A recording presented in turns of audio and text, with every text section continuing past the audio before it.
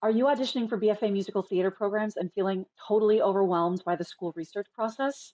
College Audition is sitting down with Catherine Weidner, the chair of the Department of Theater Arts at Ithaca College, about what the program at Ithaca is like. And she's got some really great audition advice, so make sure you stick around until the end. And if these videos are helpful to you, make sure that you subscribe because we're doing so many more of these videos with other programs to help you for your college journey.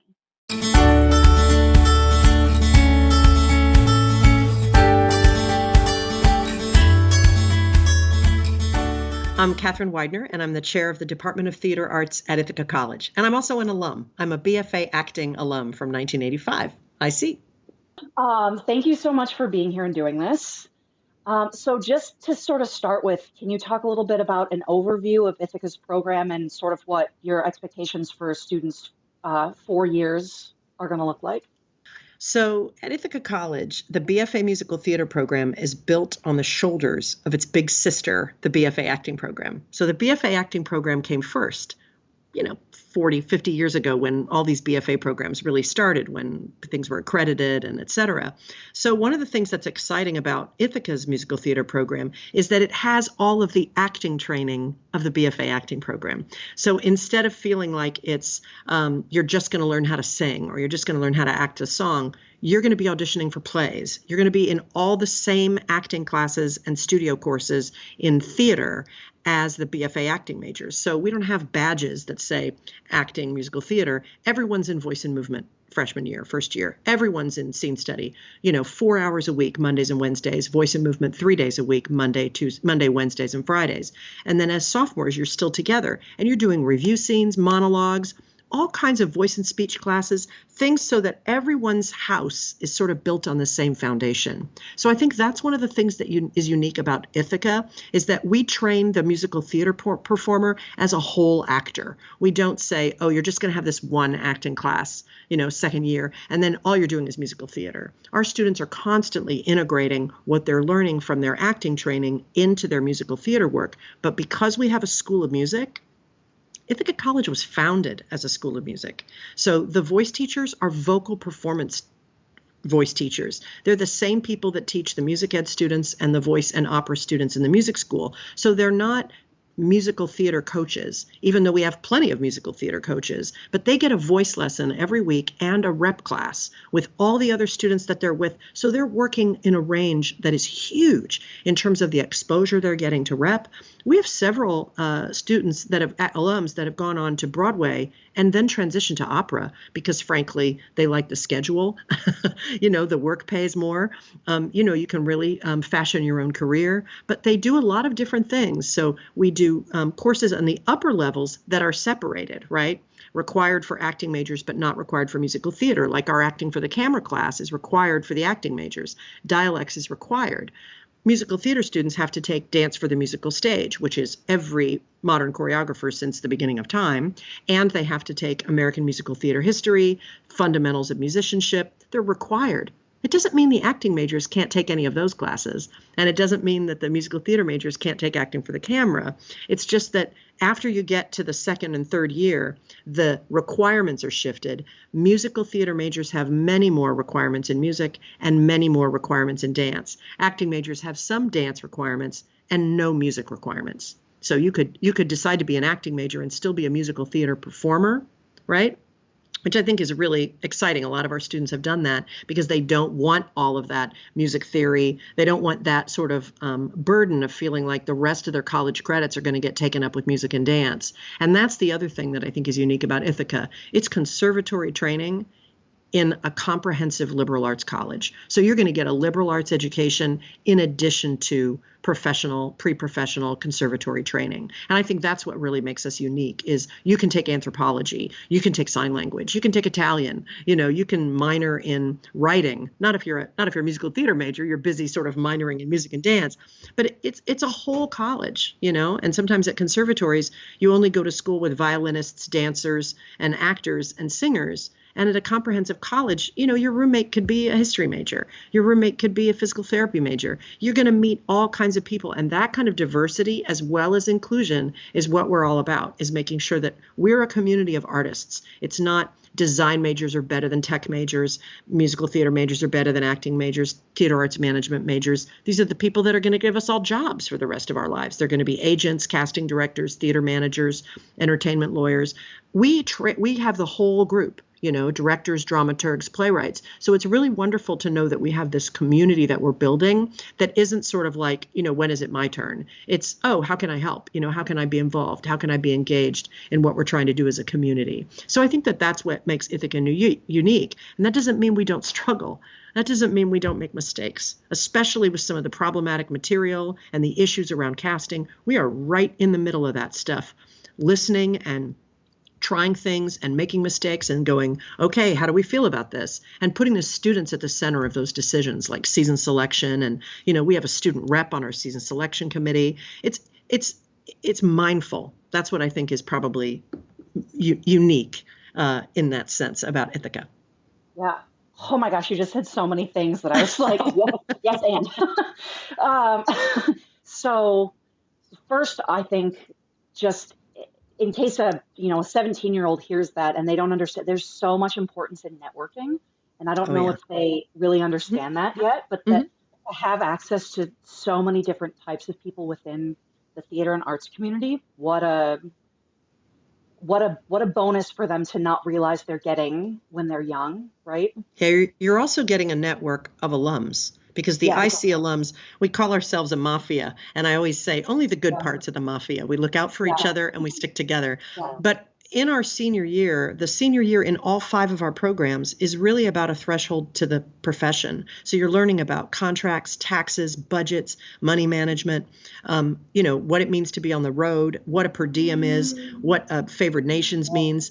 As soon as we finish our showcase, someone will come up to me and say, is this a legitimate agency? And it's like, that's like saying, is that ice cream store on the corner, is it tasty? It's like, it depends, it depends. So the students really learn that, the industry is out there and it's got challenges, but they learn to go to open calls. They learn how to prep for callbacks. They obviously learn how to self-tape, especially this past semester. We spent a lot of time working on self-tape, which we typically, people do self-tapes all the time. I do 3 self-tapes a month submitting for equity gigs. I do it all the time, but you don't really learn things like, here's what you need to do, do this, do that, sort of best practices. So we have alums that are casting directors. They come in and do workshops before you're a senior so that you're not hearing these things for the first time in your senior year, but you're sort of anticipating, and students are very anxious, obviously, especially now. But the truth is you're going to be your own business. So we remind you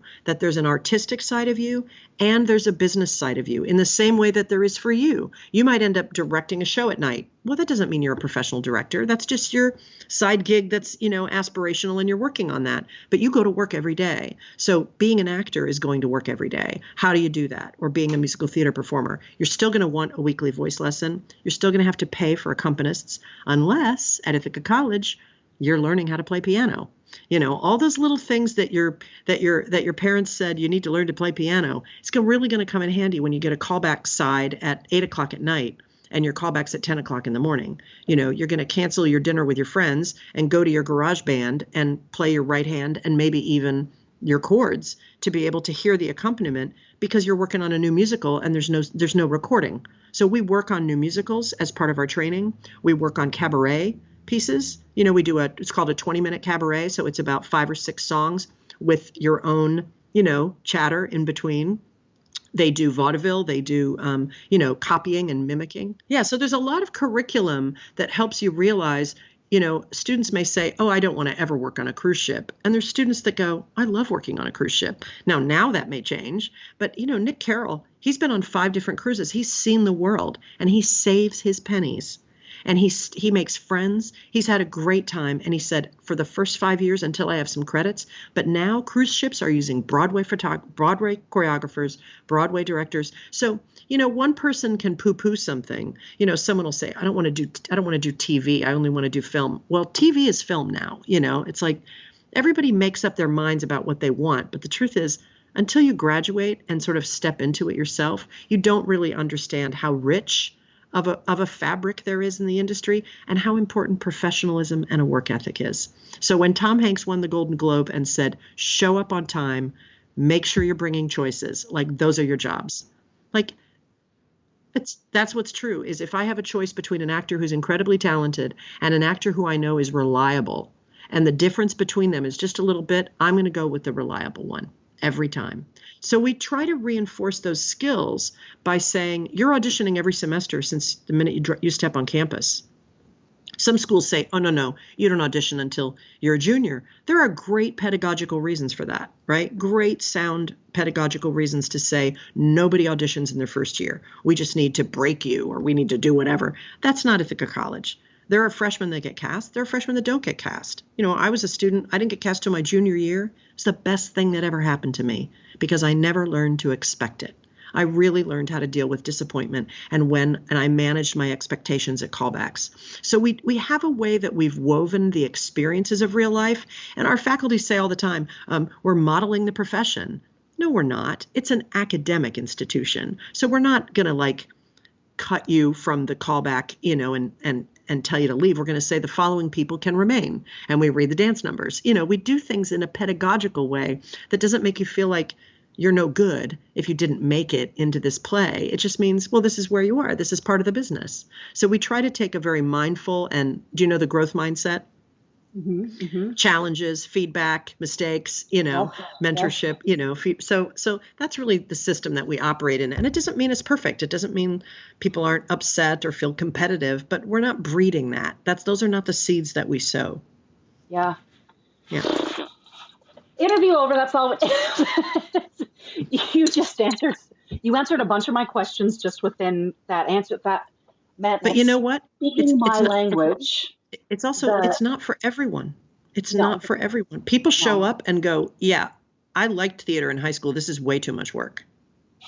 It's a lot. It's intensive. It's immersive and intensive. Yeah. It's a total shift in what if you've youth theater, community theater, high school theater, that's nice. And that you go into a program thinking, oh, that sounds great to be in a BFA program where I'm doing theater all the time.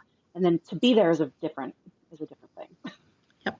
And it's, I'm so glad that you said, the part about you're essentially a business. I tell my students, I said, if I do nothing else for you, I want you to remember my voice in 4 years when you graduate from college, that you are self-employed, that you need to learn to market yourself. You are a business. And you're constantly it's very rare in this industry that you have a long-term job, right? You're having to constantly go out and seek opportunities. And that's so important that you're teaching those business skills and how to do just what is an EPA? That's right. Not everybody knows that when they graduate college, which is we walk them through breakdowns. There's a class where we do that. It doesn't mean you don't see a breakdown before you're a senior.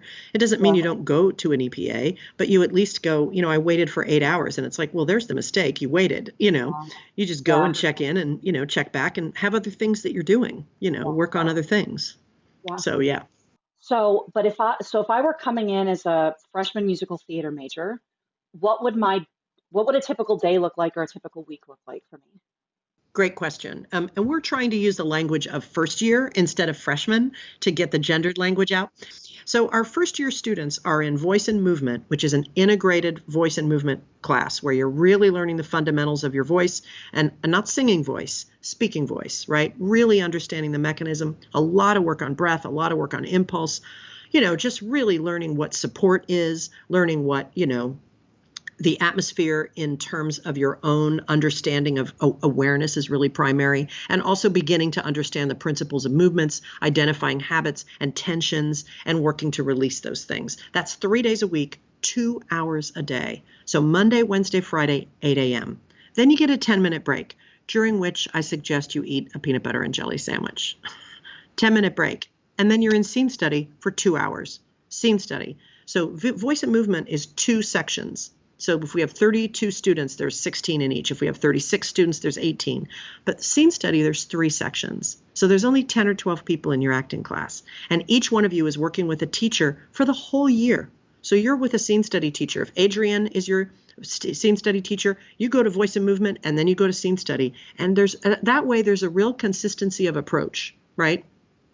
Then at 12, you have a lunch break.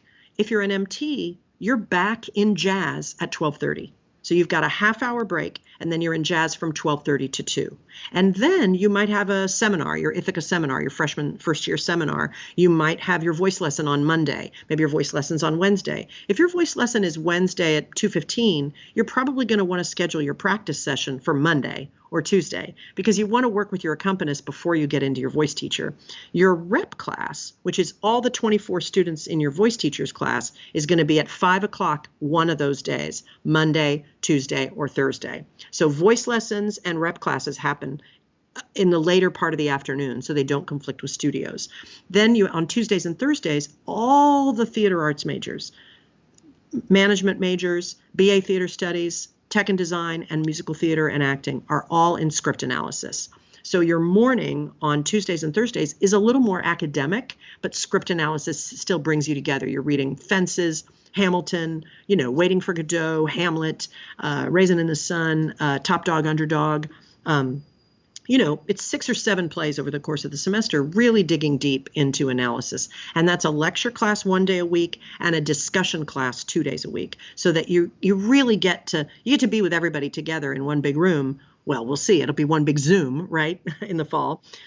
But your discussion sections are really breaking down the play that you're talking about that week, and there's usually some projects. So you might have another academic class on Tuesdays and Thursdays, and then the musical theater students, depending on their ability with music, their experience, they're in keyboarding 1, right? And in the spring, they're in basic materials. So you're really starting to understand how music works. If you have no experience at all, if you don't know black keys from white keys, you don't know what middle C is, that's okay, but that's what keyboarding 1 is going to be for you. The things I suggest for students that get accepted to the program is, if you have no experience at all with music, get that piano teacher down the street to start you on basic piano. Get online and get a basic piano, because if you come in with a little more knowledge and you go, oh, I get it, octave means 8, and there's half notes and whole notes, and C to D is a whole note, so there's a half note in between. If you know those things, it's like learning a different language. Well, you're also going to learn in voice and movement phonetics. So you're going to learn a set of symbols in addition that represent sounds. So you're going to have phonetic symbols and music, right?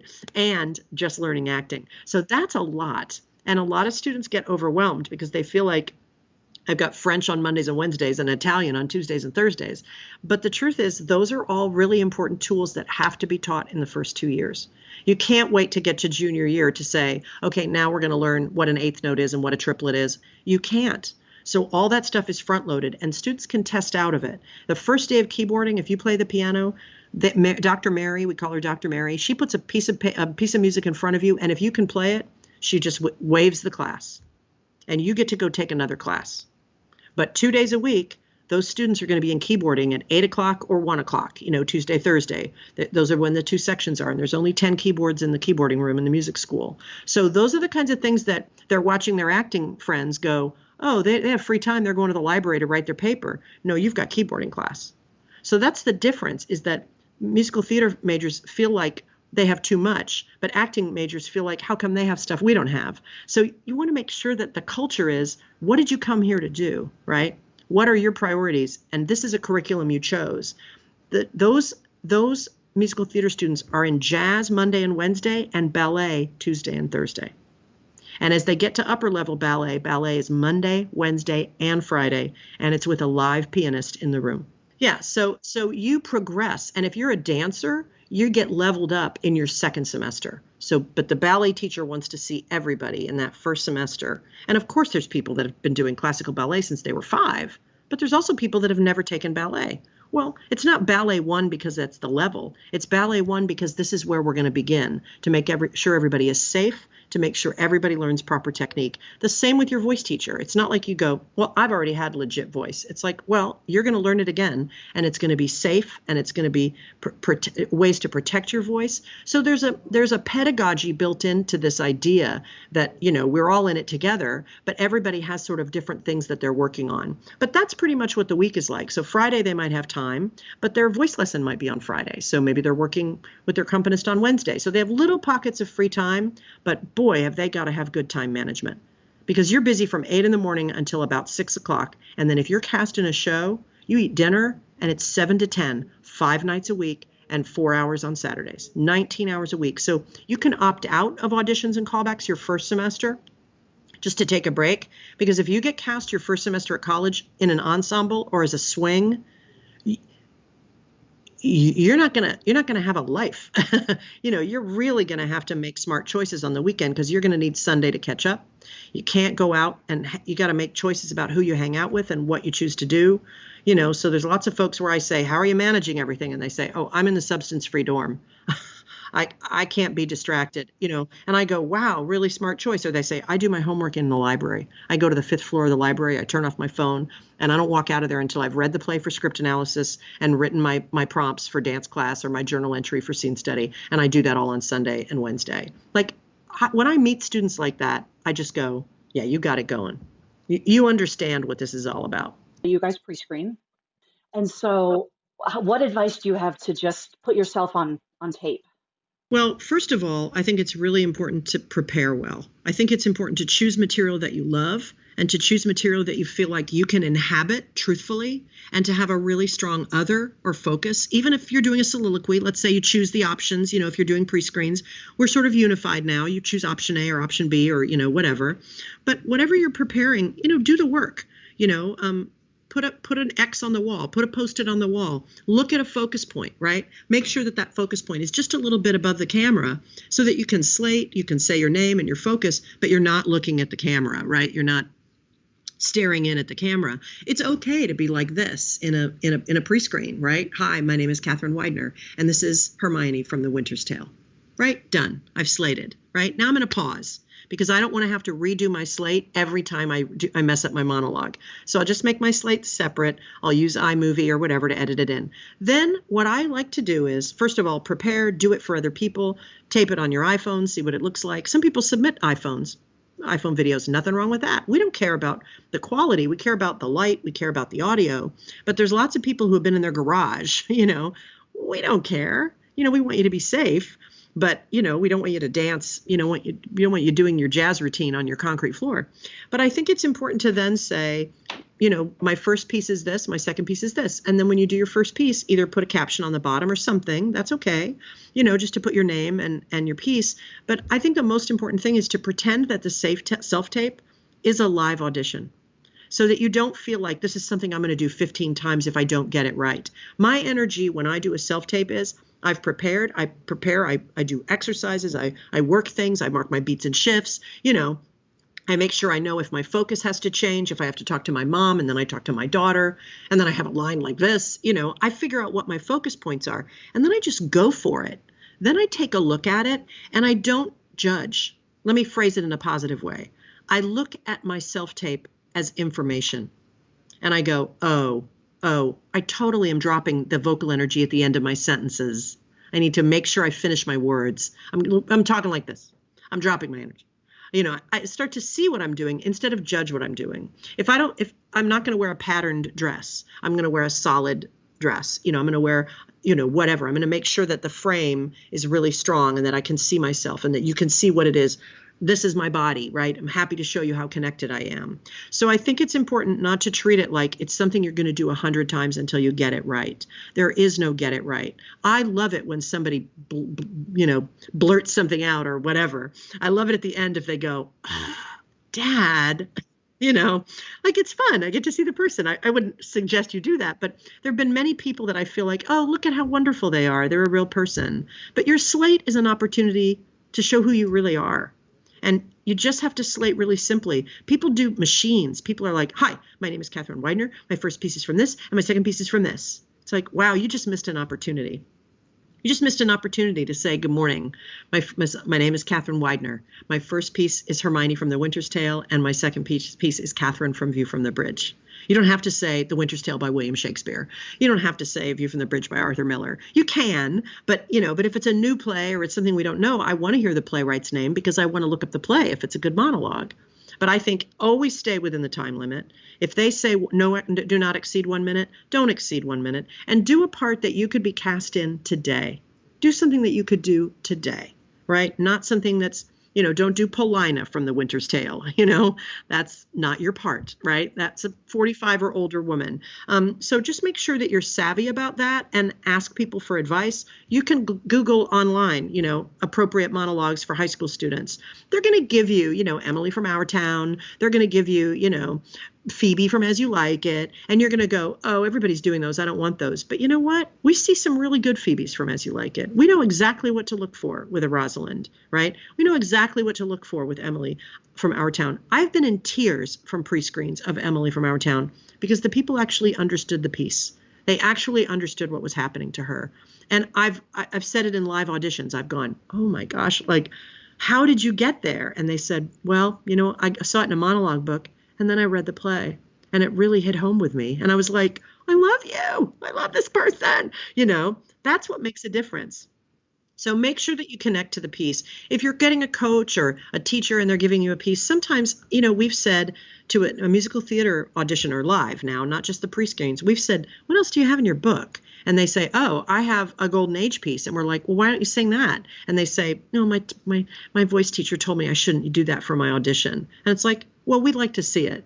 You never know. And then we hear it and then we'll work on that, in my own little corner, in my own little chair. We might give you an adjustment of that. And suddenly they go, oh my God, I didn't realize what that was about. It's like she's sitting at home in her corner with her little broom, So they sort of realize, somebody will do something from Hunchback of Notre Dame, which we see that all the time, right out there. But we'll say, go to the window, sit in the windowsill in New York City and Chelsea Studios and look out that window and sing that song. And then all of a sudden they're alive because they think that what they're doing is performing their songs for us. But what we want to see is them inhabiting the moment of the show when the only thing the character can do is sing. That's what we're looking for. How simple is that? What does the audition day look like? And how is that maybe different from doing a live audition at Unifieds? Well, we audition at Unifieds, so we're there. But we do an info session where I talk about the things that I talked about at the beginning of this interview, because we want people to get excited about Ithaca. A lot of people have no idea what it is, right? They don't know where it is. They say, oh, so far away from New York City. And other people say, oh, so close to New York City. So, so we spend time with parents and with the students themselves, and I give them a little bit of a reality check. And I also talk about the industry so that it's really an info session about kind of opening up their minds about what they're doing. We all look the same in those rooms because you don't see us on campus. And, if you can visit a campus, you go, oh, I picture myself going to college here. But the program is what matters, right? But it also matters what you feel in your heart.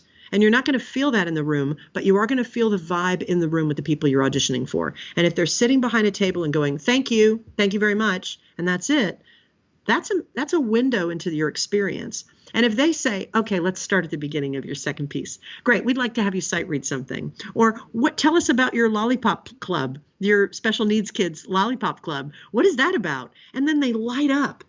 Now we get to see who they really are instead of this thing they've prepared, right? So we spend a lot of time. We also do a warm up with everyone that's working for the morning. So there'll be 25 of you in my room and 25 of you in the other room where there's 2 faculty members. We do a little bit of a physical warm up so that you're actually in our space for almost 20 minutes going, oh, I get the acoustics. We play a game, right? A little bit of an exercise so that you actually see what it's like to work with us. And you also go, oh, there's a couple of rules to this game. I learn if people can't do anything without asking a question, right? If they go, so are we supposed to? It's like, come on, just be a part of it. This is what class is going to be like, right? You're not going to know everything in advance. So I tell the students and the parents at the end of my session, here's the secret I was talking about. Even though you feel like we're auditioning you, you're auditioning us.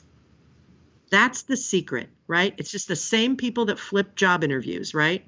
When you go to a job interview and they say, tell me about yourself. Sure, you're going to tell them about yourself. Why do you think you're right for this job? Do you have any questions for us? I say, what is it you like most about working here? What makes you excited to work here? What are the things about the company that you wish you knew before you started? So that I'm actually interviewing you, right? So that's what I say. And I see parents, sort of breathe in like, oh, wow. Of course, there's a moment where we're going to accept or not accept you. But the truth is, if you're talented and you've got a great attitude and you've got a healthy instrument, right? And you're an expressive artist already, right? Maybe you're green, right? Maybe you've never had an acting class, but oh my gosh, you really connected with the material. Those things are not criteria. What matters is that you're connecting with the material. People say, well, should I put that on my resume? I go, yeah, we look at your resume as a way to have a conversation with you. We're not looking at your resume to see if you have this, this, and this. We're looking at your resume as a way to reflect who you are. So you're going to get some offers. You're probably going to get some offers. And when you get 4 offers out of 10 schools that you ended up auditioning for, now you've really got to sit down with those 4 offers and go, what school did I feel connected to? I'm going to go visit those 4 schools. People say, oh, I'm visiting all 16 schools. I'm like, why would you do that? Why don't you just wait? Why not wait until you're an accepted student where the doors are going to be a little bit more open? If you're an accepted student at Ithaca College, you can come and sit in on a class. If you're a prospective student, you can't sit in on a class. We can have 1,900 people coming and sitting in on classes. That doesn't create an atmosphere. We do it at the end of the spring term in April when people are coming to classes. So I think it's important to sort of flip the process in your head, but also know that you have to walk through the door and bring who you are, not who somebody else told you should be. And that's where you really have to sort of be able to say to your parents or your parent or your allies or your coaches, this is me. I'm the one who's going to go in there, And when students walk out or a prospective student walks out, sometimes I'll be in the hallway, waiting in line for the bathroom, and the parent will say, it was so helpful that you sort of framed that for us, that they're going to have an experience in the room and it's their experience. They're the ones who are going to walk out and say, I didn't like the way it felt in there. Or they're going to say, they really gave me a note I've never gotten before. I didn't know that that's what that line meant. They explored this one thing. So I think that's what we try to create in that experience is we use our audition as an opportunity for you to get to know us and to understand how the room that day represents what Ithaca College can do. And you could walk away and go, okay, that's way over my head. Like, I don't want any part of that. It was so hard. Or I got so scared, or I got emotional. Sometimes people get emotional. And I say, what's going on? And they say nothing. And I say, oh no, that's not nothing. What is going on? And they say, well, my grandmother died 2 weeks ago. And this line, the note that you gave me really made me think of that. And I'm like, great, welcome to the world. Welcome. That's what acting is.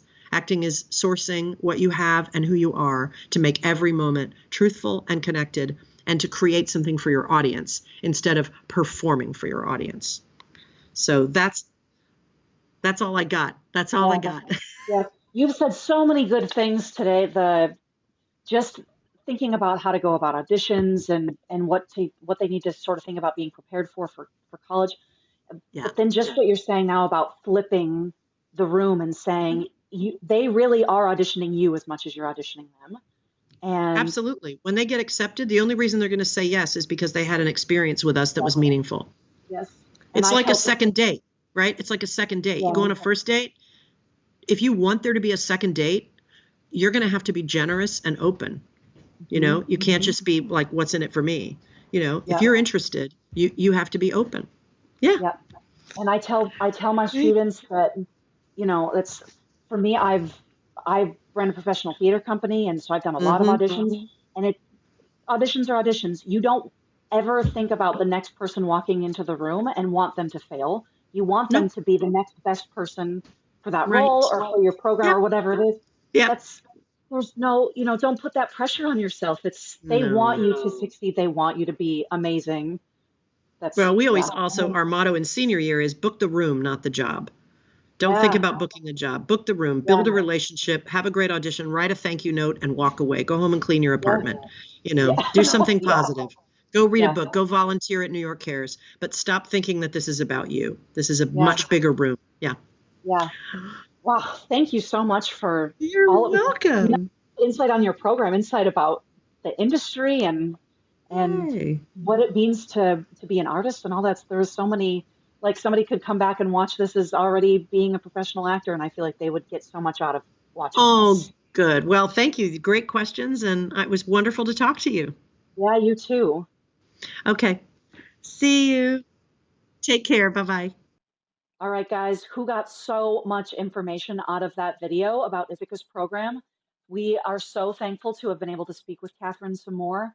If you liked this video, make sure that you actually hit the like button And we have so many other great resources for your college auditions. So if you haven't already done it already, hit subscribe. Tell us in the comments how excited you are to audition for Ithaca and maybe go there one day. And if you have any other questions, let us know and we will definitely get back with you.